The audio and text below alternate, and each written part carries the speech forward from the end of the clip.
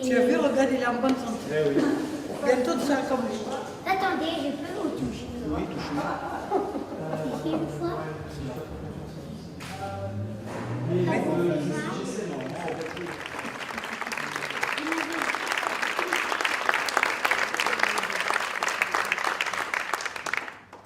Bonsoir, mesdames, messieurs. L'association Maladie Enfants, en collaboration de la Nuit des associations, présente une pièce burlesque, un de perdu, sur la sensibilisation du don d'organes.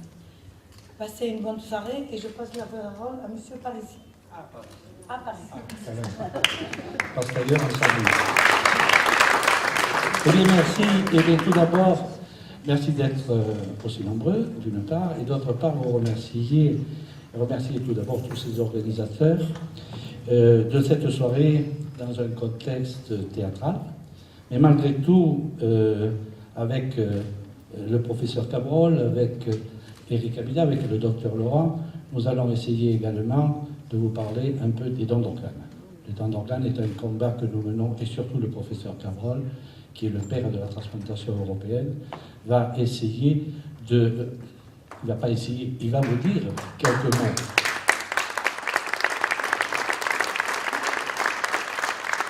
Alors, en premier lieu, qu'il me soit permis de demander au docteur Laurent de vous parler des maladies du foie, mais de l'enfant. Là, nous avons un grand enfant avec Eric, mais là, c'est la maladie du foie chez l'enfant. Et ensuite, nous viendrons sur les adultes. Voilà. Merci. Donc, je voulais vous dire un petit mot sur les maladies du foie de l'enfant qui ne sont pas en fait très connues. Et en particulier les maladies cholestatiques chroniques de l'enfant qui sont souvent à début néonatal, et en particulier une maladie qui s'appelle l'atrésie des voies biliaires. Et cette maladie, malheureusement, même si on fait un diagnostic très précocement, par un diagnostic néonatal qu'on est capable de faire maintenant et qu'on a mis en place à Monaco depuis environ 1 an, grâce à la FME, par simplement l'examen des selles, avec des enfants qui auront des selles blanches dès la naissance. Donc il faut savoir repérer très rapidement ces enfants, parce que en fait cette maladie va évoluer très très rapidement vers la cirrhose biliaire, et la cirrhose biliaire nécessitera une transplantation hépatique vraiment dans les très très jeunes années, d'où toute la difficulté de la transplantation hépatique chez les enfants très très jeunes, avec le problème évidemment du don d'organes, de l'organe, et puis les difficultés liées à la transplantation elle-même. Et donc cette maladie, l'atrésie des voies biliaires, peut être repérée donc très tôt, et même il y a une intervention qui pourrait éviter la transplantation hépatique ou du moins la différer à un âge déjà supérieur.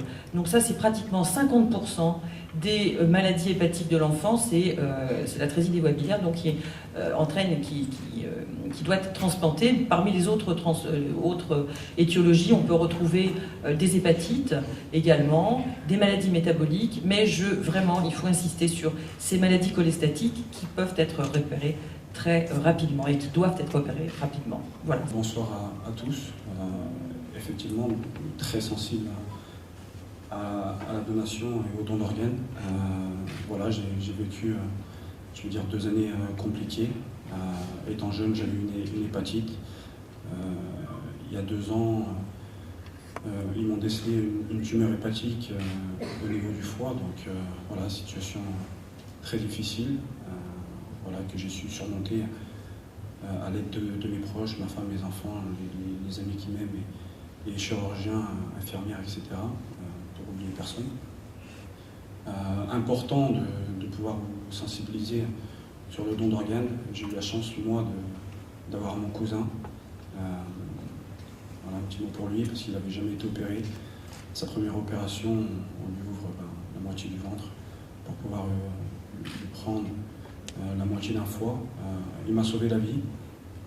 Il y a des pays comme le Brésil où le don d'organes est écrit sur la carte d'identité, chose que je pense qui devrait être faite en France, sans demander l'autorisation, à partir du moment où la personne est d'accord pour donner des organes. Je crois qu'il faudrait le faire, ça permet de pouvoir sauver pas mal de personnes. J'ai été dans ce cas. Je comprends la difficulté, l'attente, notamment du patient, mais aussi des parents, des proches, moment très difficile à vivre. Donc voilà, je voudrais vous sensibiliser là-dessus. C'est très important de pouvoir sauver les gens, et notamment les enfants. Je pense être bien placé pour le savoir. Et je pense que là, nous avons quelqu'un qui pourra vous dire ce que c'est que la période d'attente. C'est une période qui est quand même dramatique. On se demande si on aura un greffon, si on aura un greffon à temps, et tout se passera bien. Eh bien, évidemment, cette période-là est très difficile à vivre. Et c'est pour ça que souvent, je terminais mon allocution en disant, en essayant de mobiliser pour le don d'organes, en disant, il faut que si jamais vous mourrez ou si je meurs dans des conditions où je peux donner mes organes, eh bien, il faut qu'à ce moment-là, on le dise pour qu'on puisse recueillir ces organes et pouvoir sauver ceux qui en ont besoin. Et je disais, parce que je ne voudrais jamais recevoir la lettre que j'ai reçue, qui disait ceci. Monsieur Cabrol, je m'appelle Marie-Dominique, j'ai 22 ans, et je vais mourir. Je peux à peine respirer. Les médecins, ils ont dit que j'avais une sorte de fibrose du poumon. Oh, ils m'ont dit aussi que peut-être je pourrais être sauvé par une greffe. Mais je sais que par défaut de greffon, par manque d'organes, les greffes, il n'y en a pas pour tout le monde. Alors vous qui savez, comme si je savais moi, vous qui savez, pouvez-vous me dire si je dois me résigner à mourir, me préparer ma famille, ou si je peux avoir la chance d'avoir un greffon et de vivre? Eh bien, ce soir, c'est pas moi qui répondrai à Marie-Dominique, c'est nous tous. Parce que peut-être pourra nous arriver qu'on pourra être dans des conditions où on pourra sauver ainsi des gens qui attendent de la greffe le dernier recours. Merci.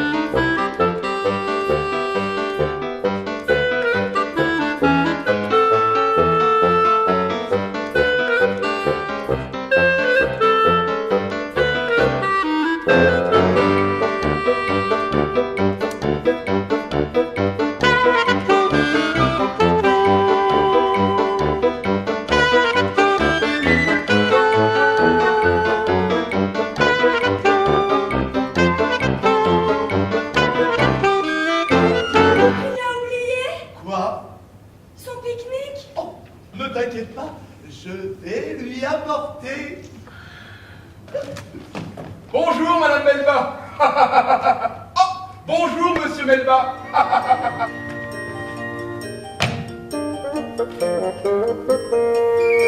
demain. À demain. Mais oui, demain.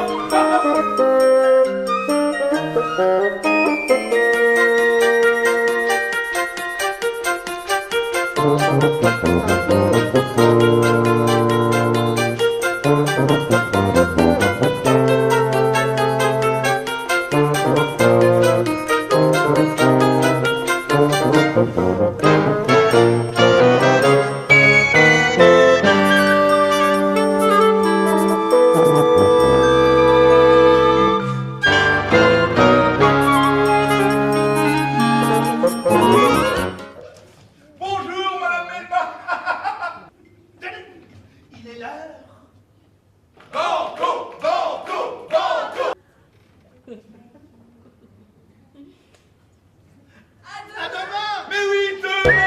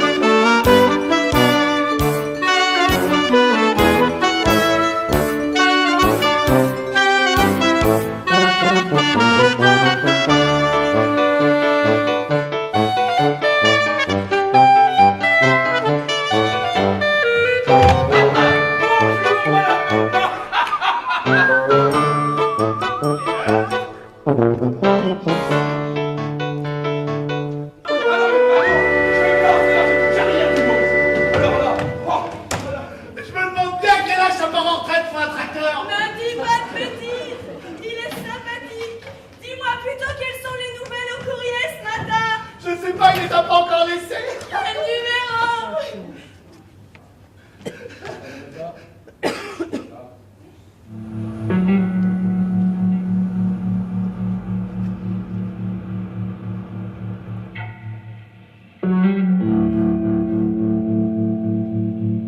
Ils l'ont sauvé, lui. Ils nous ont dit qu'ils avaient tout fait pour le sauver. Alors pourquoi il est pas là? Monsieur, là, est en quelque sorte un remplaçant. Pas possible. Si. Ah bah je comprends mieux maintenant. Même job, même combi. Dites, à la différence que d'avec notre collègue, vous avez des allures de jeune homme. Il est vrai que vous avez un teint resplendissant. Vous êtes beau. C'est gentil, vous en faites trop. Dites-nous alors, d'où venez-vous? Ah oui, dis donc, tu sais qui vient, lui, le berlu? Hein? Oh non. Pas possible. Oh! Vous voulez dire que vous avez vu la lumière, le monde extérieur? Moi aussi, moi aussi. Oui, bon, ça va. Non, parce que, vous savez, je suis passionné depuis tout petit par ce phénomène. Racontez-moi tout, je brûle de tout savoir. Racontez-nous, oui. Oui.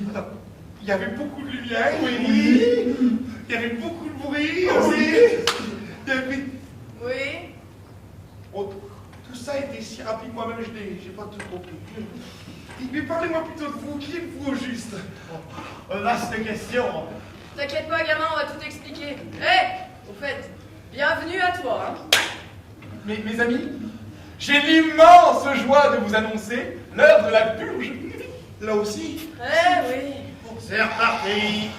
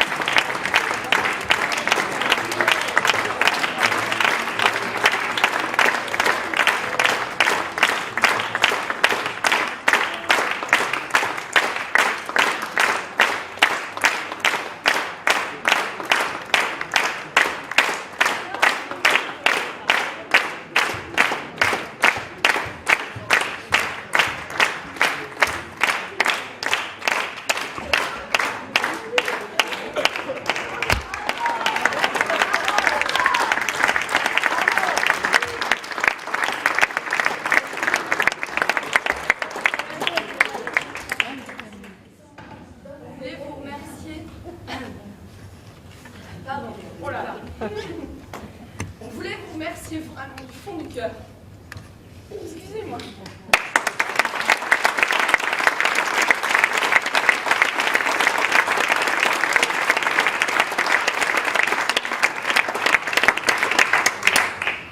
Merci à Carla et à Franck Nicolas d'avoir eu confiance en nous.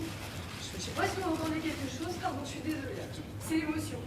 Merci au professeur Caporol, que j'ai rencontré il y a 2 ans et que je suis très fière. Et donc, on est tous fiers de l'accueillir ce soir avec Madame Caporol.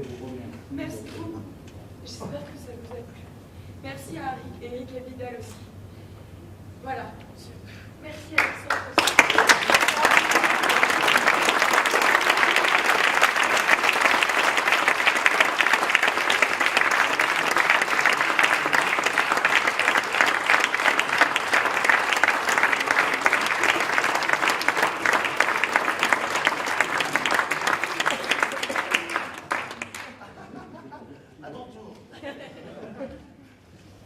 Merci à tous de venir ici.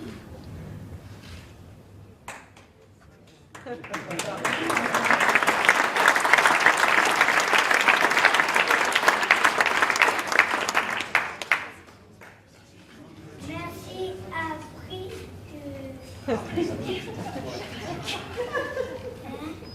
Merci à Brice pour la lumière et l'accueil et la technique. Ouais, c'est pas que